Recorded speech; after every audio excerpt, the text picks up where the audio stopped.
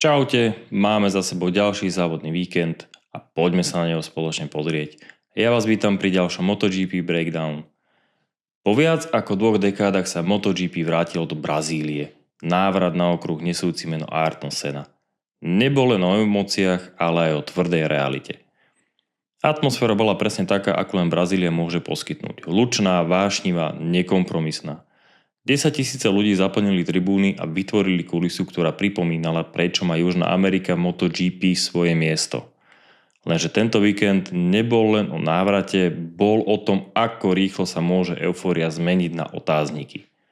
Okruh s dĺžkou 3,8 km totiž jazdcov nečakal v ideálnom stave a už od prvých jazd bolo jasné, že to nebude štandardný pretekársky víkend, ale test adaptability, odvahy a technickej tolerancie. Víkend odštartoval v komplikovaných podmienkach. Dážď a vlhkosť zanechali trať špinavú, miestami klzkú a najmä extrémne nevyspytateľnú.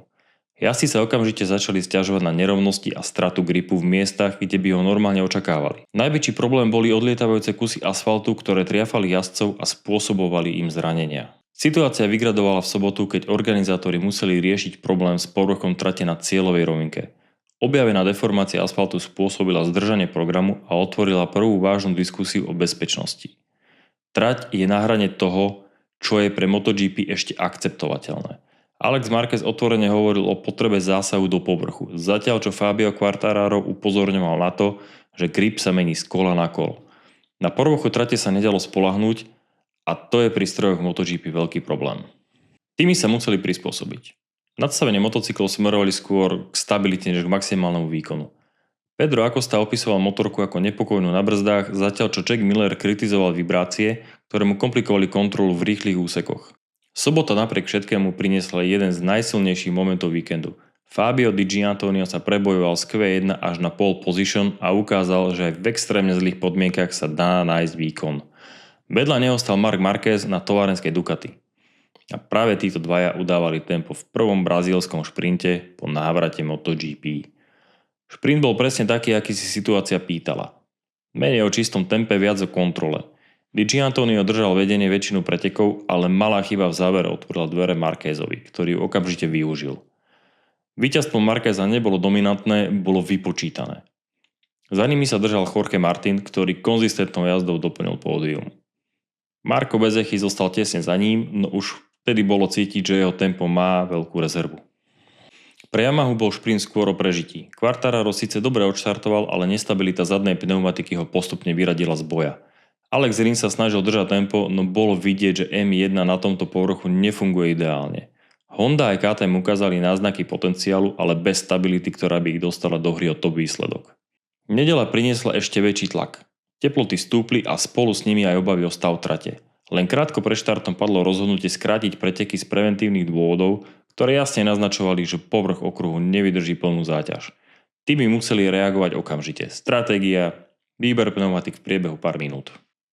Pedro Acosta vstupoval do dňa ako líder šampionátu, no víkend ho postupne zbrzdil. Po páde vo warm-upe a náročných podmienkach sa nedokázal dostať do boja o pódium a jeho strata bodov mala okamžitý dopad na priebežné poradie. Naopak, domáce publikum hnalo Diogo Moreiru dopredu. Nebol to boj o víťazstvo, ale každý súboj v poli mal pre tribúny hodnotu víťazstva. Yamaha opäť doplatila na nestabilitu. Quartararo sa snažil držať tempo, no opakované momenty na hrane ho stali pozície. Rins dokončil preteky, ale bez možnosti reálne zasiahnuť do výsledku. Honda pôsobila o niečo istejšie, KTM bojovala, ale ani jeden z týchto tímov nemal dostatočnú konzistenciu na to, aby ohrozil čelo. Hlavný závod napokon patril Marcovi Bezzecchimu. Bez zbytočných chýb, bez dramatických momentov, len čistý, kontrolovaný výkon v podmienkach, kde ostatní váhali. Za ním sa držal Jorge Martin, ktorý zabezpečil silný výsledok pre Apríliu. Súboj o tretie miesto priniesol opäť napätie medzi Di Giannantoniom a Marquezom. Marquez sa pokúsil zatlačiť, ale v kritických pasážach trate bolo jasné, že risk má svoje limity. Nakoniec si zvolil body pred hazardom. Výsledok nebol o tom, kto je najrýchlejší na papieri, bol o tom, kto dokázal najlepšie čítať trať, ktorá sa menila každým kolom. V strede pola sa odohrávali menšie, ale nemenej dôležité súboje. Aj Ogura využil konzistentný prístup a posunul sa dopredu bez zbytočných chýb. Quartararo v závere bojoval skôr s motorkou než so súpermi. Acosta zachraňoval čo vedel a čo sa dalo. Návrat MotoGP do Brazílie prinieslo presne to, čo fanúšikovia chceli. Emócie, energiu a jedinečnú atmosféru. Zároveň však odkryl slabiny, ktoré sa nedajú ignorovať. Okruh Goany ukázal potenciál, ale aj limity. Jazdci odchádzali s rešpektom k publiku, no aj s jasným odkazom. Ak sa má Brazília stať stabilnou súčasťou kalendára, kvalita trate musí držať krok s úrovňou MotoGP. Tento víkend nebol o dokonalosti. Bol o adaptácii a práve v tom sa ukázalo, kto má nielen rýchlosť, ale aj kontrolu.